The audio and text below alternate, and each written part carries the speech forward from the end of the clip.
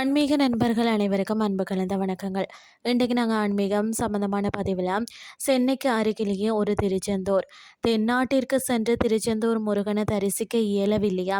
கவலை வேண்டாம். வட தமிழ்நாட்டிலேயே அச்சு அசலாக திருச்செந்தூர் செந்தில் ஆண்டவரின் அருளை வழங்கி வருகிறது. அதாவது செந்தூர்புரம் வட செந்தூர் முருகன் கோயில். அதை பற்றி தான் நாம் இன்றைக்கு பார்க்க போகிறோம். காஞ்சி காமகோடி பீடம் ஸ்ரீ மகா பெரியவாளின் நேரடி ஆசியோடும் அவரின் ஆலோசனையின் படியுமே இந்த கோயில் அமைய பெற்றது. அவர் சுமார் 6 அடி உயரமுள்ள கம்பீரமான முருகன் சிலையையும் தேர்வு செய்து தந்து கோவில் அமைப்பையும் வழிகாட்டினார். அதாவது பார்த்தீங்கன்னா 6 அடி உயர்ந்த திருமேனியுடன் வலக்கையில் வர்ச்சம், இடக்கையில் ஜபமாலை ஏந்திய அபயகரம் காட்டி அருள் பாலிக்கிறார்.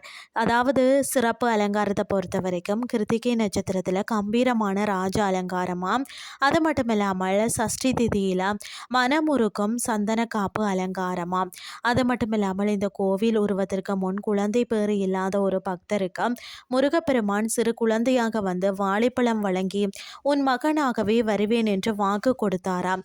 பின்னாட்களில் பார்த்தீங்கன்னா அவர் வீடு கட்ட முயன்ற போது அங்கேயே முருகனுக்கு சந்நிதி அமைய போகிறது என்ற தெய்வ அசரீரி கேட்க அதன்படியே இந்த தலம் உருவானதாம். பிரார்த்தனை பலன்களை பொறுத்த வரைக்கும் எதிரிகள் தொல்லை அகலனுன்னாலும் பாலாபிஷேகம் செய்து செவ்வரளி மலர்களால் அர்ச்சனை செய்து வழிபட வேண்டும்.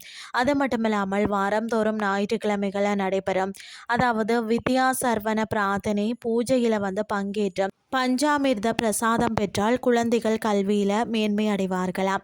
அமைவிடத்தை பொறுத்த வரைக்கும் சென்னை பூந்தமல்லி சாலையில் உள்ள காட்டுப்பாக்கம் பேருந்து நிறுத்தத்தில் இருந்து தெற்கு 1/2 கிலோமீட்டர் தொலைவில் செந்தூர்புரம் அமைந்துள்ளது.